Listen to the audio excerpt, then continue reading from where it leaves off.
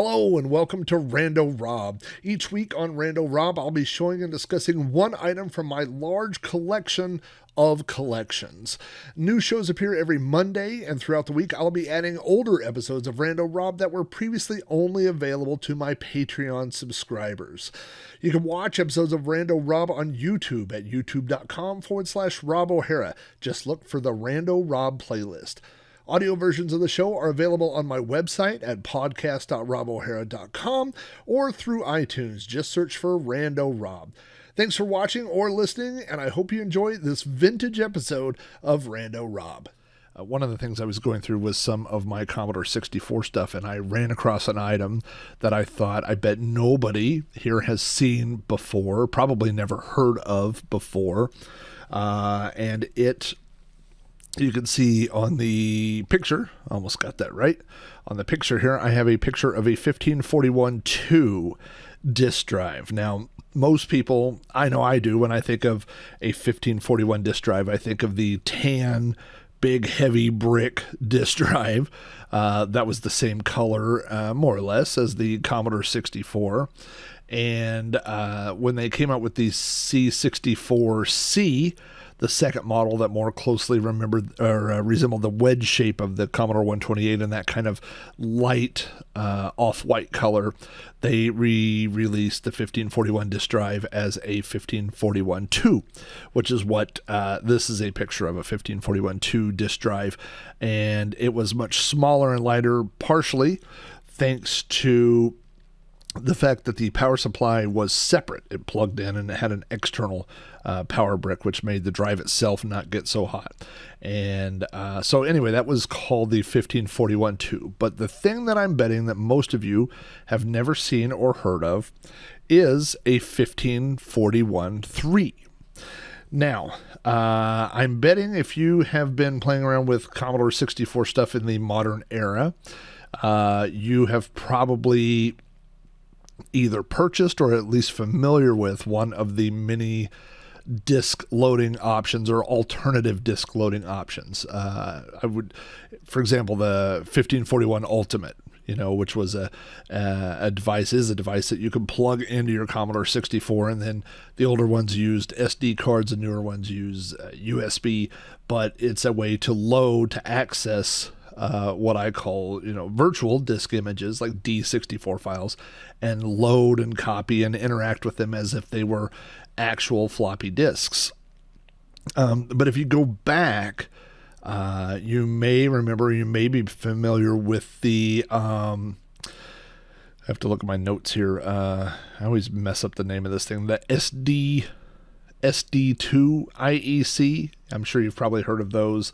I think the Future Was 8-Bit sells those. There's a few other websites that sell them, but they're small devices where you can put an SD card in and connect it to your Commodore 64 and you can load. And they don't have the exact same compatibility that the 1541 Ultimate does, but they've gotten much better over the years. Of course, there's the Kung Fu Flash cartridge that I mentioned on a recent podcast.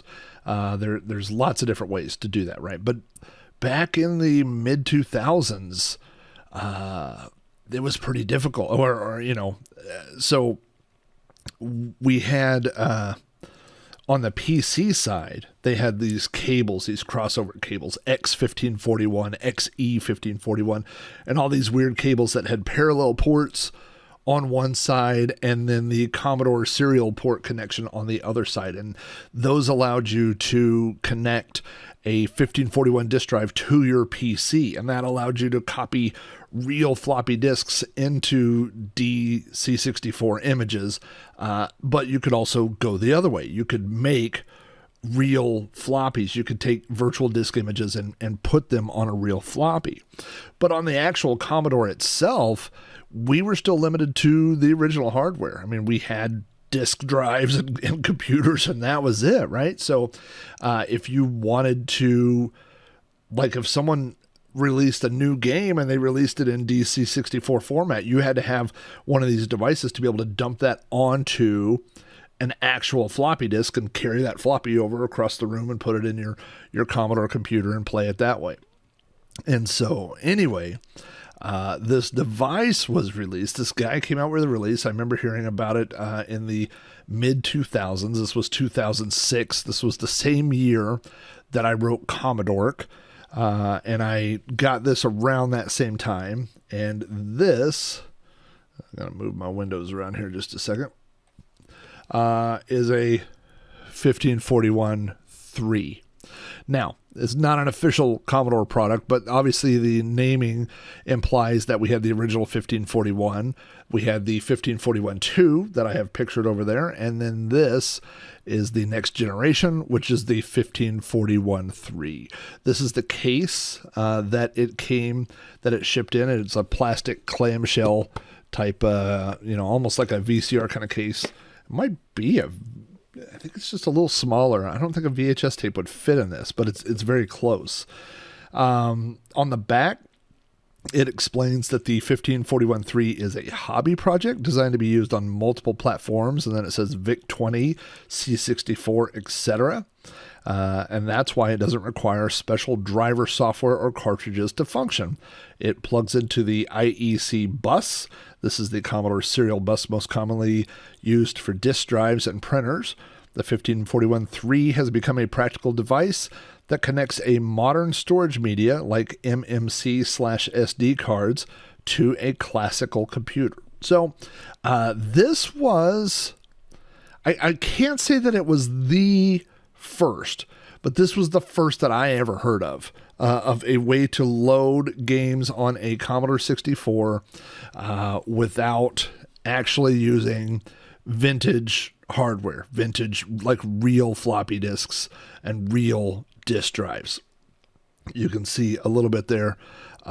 There's some pictures. And so the way that it works is once you put so you put your SD card that has, in fact, there's a picture of it here. You put your SD card here into this slot, and then you have buttons that help you determine to select the image or do different things, but you can do all that through the command line as well. And then you just load the file name of the disk.d64, 8 and do a list, and then that opens that DC64 file, and once that file is open, you can load and run programs. Now, this is a very...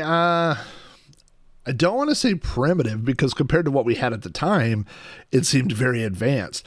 But compared to what we have, the solutions that we have available to us now, it's pretty primitive. This is not like an ultimate 1541 that is actually emulating a 1541 disk drive. This is an interface that allows you to load those files through this little microcontroller onto the Commodore 64. So what does that mean?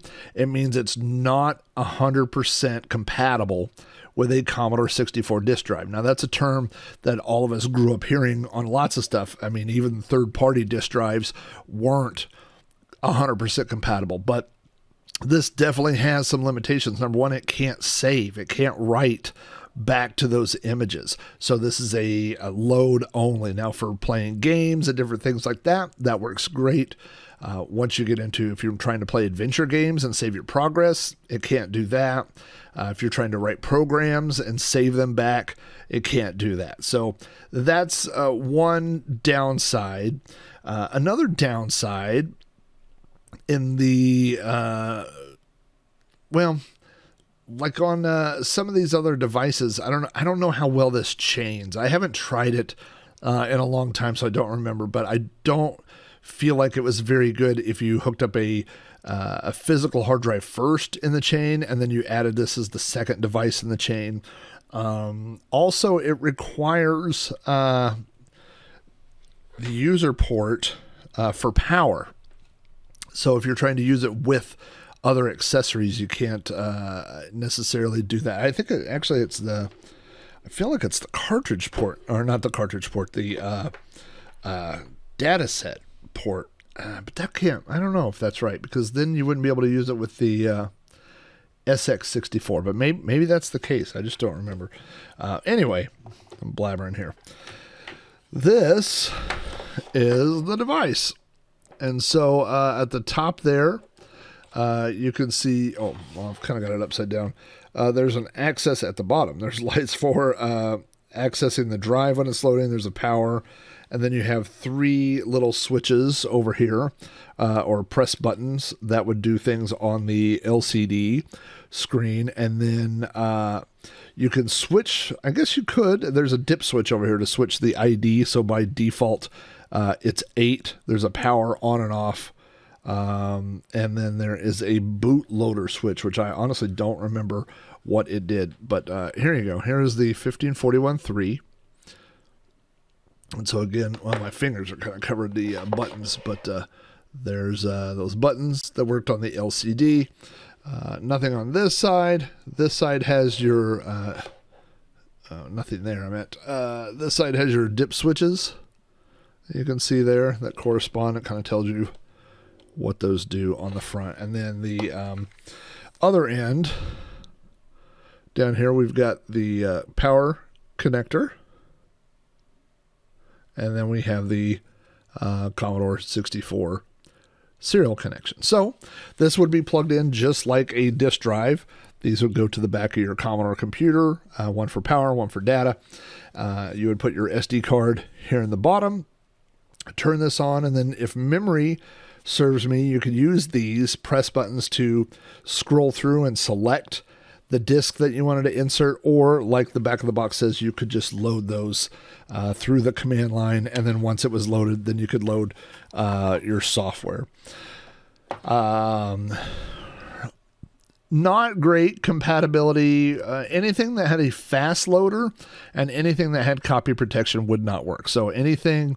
also anything that I don't think it supported G64 disk images, and nothing with like .71 or .81. So strictly C64 disk images. So if you had images of games that were downloaded off of BBSs, especially games that were just single file type games, it worked pretty good. I don't think that I had it that long, because I think the Ultimate 64, or no, the 1541 Ultimate came out within 2 or 3 years after this. So there was a quick progression of different devices. Now, I do know that there was if you're familiar with Ben Heck did a Commodore 64 laptop, and he used a modified version of the 1541.3 without the screen or anything, just the controller that was inside, and put that in the laptop. There was also a project for oh gosh, what was it? The joystick, the DTV, the C64 DTV. There was a lot of different projects that allowed you to hack that thing. And hook up a real disk drive, real keyboards, and all kinds of fun stuff. And there was a project that used that same controller, the 1541.3. I want to read, I've got this, there is actually a Wikipedia entry on the 1541.3, and it talks down here, it says it was made by Jan Dergy in 2006. It goes down, the software, blah, blah, blah. It uses a PIC-18 high-tech compiler. But it says, although it was open source, but it was compiled with a special compiler that the general public didn't have access to. And so that's why it wasn't really picked up by the open source community. But this is the part I wanted to read. It says, however, the device has made an impression on the Commodore scene, and other people were inspired by this design and started to make their own. For example, the MMC to IEC was also strongly inspired by the 1541.3. The MMC to IEC evolved into the SD to IEC, which was developed into a device with much higher compatibility to the original disk drive than the 1541.3. So that's kind of the lineage. This is the first of those devices, and this inspired a lot of those devices, and it kind of created what we have today, which is loading software. Like, I never use a real disk drive on my Commodore 64 anymore, unless I'm archiving stuff, moving things back and forth. And when I do that, I do it on my PC. I use the Zoom floppy USB interface and a disk drive hooked up to my PC, and that's how I move data back and forth. So very rarely do I move things between DC, like disk images and physical stuff on an actual Commodore 64 itself. 99% of the time, it's loading things from a USB stick. I'm trying to think. Behind me over in the corner, I have my real Commodore 60. I'm just getting tongue-tied this morning. My real Commodore 64 with a Ultimate 1541 hooked up, and then I have a C64 Maxi hooked up over there. And I did have my bare metal, the BM C64, but I took it down temporarily just because I have two Commodore 64s tying up a 8-foot table, and I just didn't have room for a third that did the exact same thing. So I temporarily broke that down. But both of those load games off of USB sticks. So unless I'm breaking out my SX64 and playing games off the physical disc just for nostalgia reasons, USB is kind of taken over the way that I access software. Also, I have underneath this table, you can't really see it, but there is a giant Rubbermaid storage device with drawers that pull out that has 2,000 vintage floppy disks in it, and you couldn't lift it. It weighs too much to lift. But I have 10 times that amount on a USB stick that is this big. I mean, literally, it's a 64 gig stick that's this big. That has the entire collection that I sync up and move back over to those machines on occasion. So there's something to be said for that. I'll give you that for sure. So anyway, the 1541-3 is kind of this weird little footnote in history. It's kind of, I feel like it's something that started the ball rolling with that, that mentality of loading things on real hardware, but with a modern floppy drive replacement. I think these are kind of rare. I don't think that necessarily makes them valuable. I think value comes from a desire for people to want to own something. And unless you are a weird historian or a guy like me that was buying things the minute that they came out, I just don't see somebody wanting one of these. I can't think of a scenario where you would want this, where something like that, a Kung Fu cartridge wouldn't also work. There may be a scenario I'm not thinking of, but even like on a VIC-20, they have the flash cartridges with games and stuff on them. So I just can't imagine this being the best solution at this point for any scenario. There may be one out there I'm not thinking of, but the scenario that I have is that it sits on my shelf, and I haven't had a reason to talk about it for many years until just now. So maybe I've been saving it all this time for it to make an appearance on a Rando Rob video. So anyway, that is the story of the 1541-3. I have many other things to talk about and many other stories to tell. So again, thank you guys for your support. I am editing. I kind of stopped late last night, so it'll be out tonight, but I was editing Cactus Flax, which will be out tonight, and then I'm going to try to get back on that same week schedule and get an episode of Sprite Castle out before the end of this week as well. It'll definitely be out, and it'll be a matter of will it be Friday or Saturday or Sunday. So hopefully Friday is what I'll shoot for, but I'm not a reliable narrator when it comes to my own release date, so we'll see. But Cactus Flax will be out tonight, and I know a lot of people are looking forward to that. So, guys, thank you for everything, and you'll be hearing from me very soon. Thank you for all your support. Thank you for everything.